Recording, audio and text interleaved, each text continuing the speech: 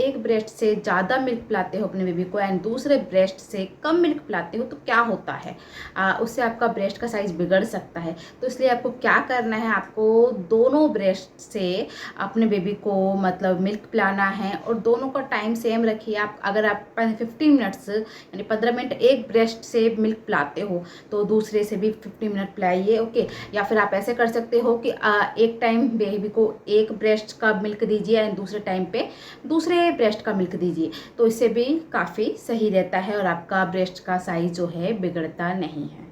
Breast का size छोटे होने की वजह से मिल्क कम बनता है क्या, या फिर ब्रेस्ट का साइज़ अगर बड़ा है तो ब्रेस्ट में मिल्क ज़्यादा प्रोड्यूस होता है? तो ऐसा कुछ नहीं है। ब्रेस्ट का साइज़ कुछ भी हो, छोटा हो बड़ा हो, ऐसा कुछ फ़र्क नहीं पड़ता है ब्रेस्ट मिल्क में।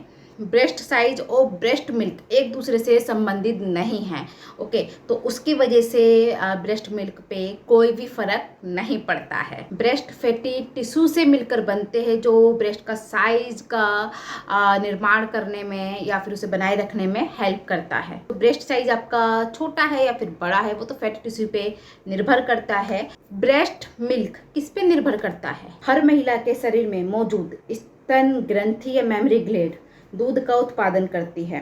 तो ब्रेस्ट का आकार बड़ा हो या छोटा हो उससे कुछ फर्क नहीं पड़ता है। किसी एक ब्रेस्ट से कम दूध निकलना और दूसरे से ज़्यादा दूध निकलना, क्या ये नॉर्मल है? हाँ, ये नॉर्मल है। ऐसा क्या कारण है कि एक ब्रेस्ट से कम दूध निकलता है दूसरे से ज़्यादा?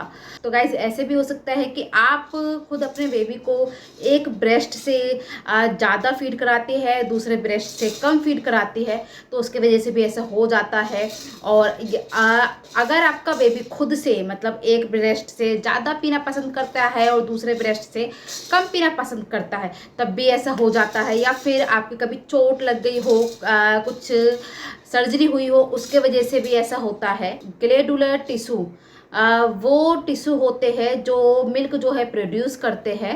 ये टिश्यू और कुछ मिल्क डक्ट दोनों ब्रेस्ट में अलग अलग साइज के हो सकते हैं। फैट डिपॉजिट आदि कारणों की वजह से भी बहुत सी महिलाओं का ब्रेस्ट साइज अलग अलग होती है, जिससे दूध सप्लाई में अंतर आ जाता है।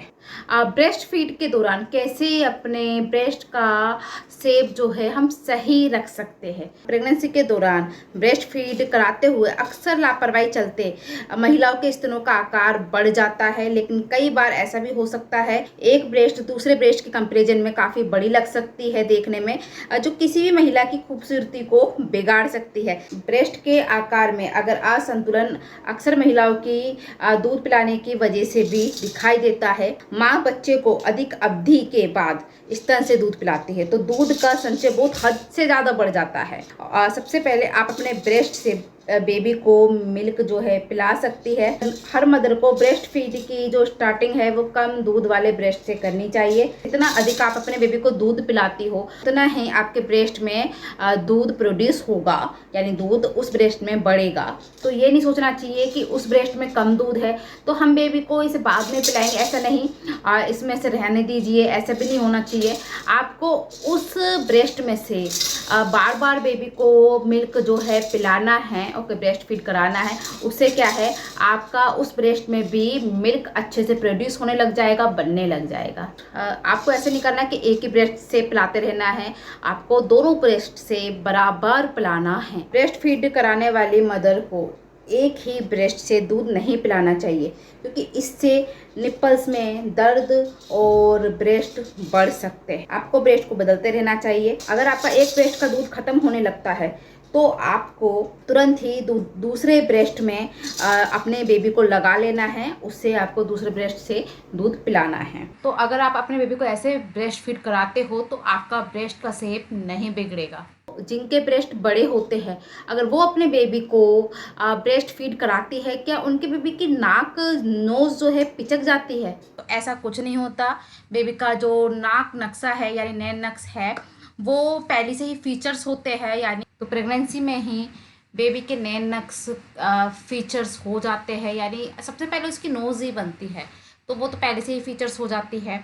तो इसलिए ऐसा नहीं होता है कि अगर आप बेबी को ब्रेस्ट फीडिंग करा रहे हो तो उससे उसकी नाक दब जाएगी या पिचक जाएगी। वो 1 साल तक अपने जो नैन नक्श है उसका वो उसका बन जाता है। तो ऐसे चिंता करने वाली ज़रूरत नहीं होती है कि अगर हमारे ब्रेस्ट जो है बड़े हैं तो हमारे बेबी की नोज़ दब जाएगी। बेबी की नोज़ दबी भी आती है, यानी जब वो बोर्न होता है बेबी तो उसकी नोज़ दबी भी आती है। तो वो ऐसे भी हो सकता है जैसे बेबी जब बोर्न होता है तो उसका हेड भी दब जाता है एंड उसकी नोज़ भी दब सकती है।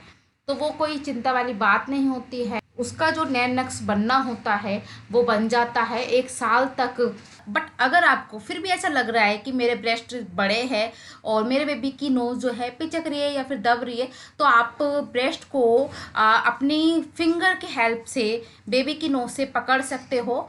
तो ऐसे आपको हेल्प मिलेगी और आपकी कन्फ्यूजन दूर हो जाएगी कि बेबी की मतलब मेरे बड़े ब्रेस्ट होने की वजह से बेबी की जो नोज़ है वो पिचक जाती है या फिर दब जाती है। तो गाइज, अगर ये वीडियो आपके लिए हेल्पफुल रही होगी तो please like share and subscribe जरूर कर देना और मेरे इंस्टा को भी फॉलो कर लेना। मिलते हैं नेक्स्ट वीडियो में। Keep watching, take care.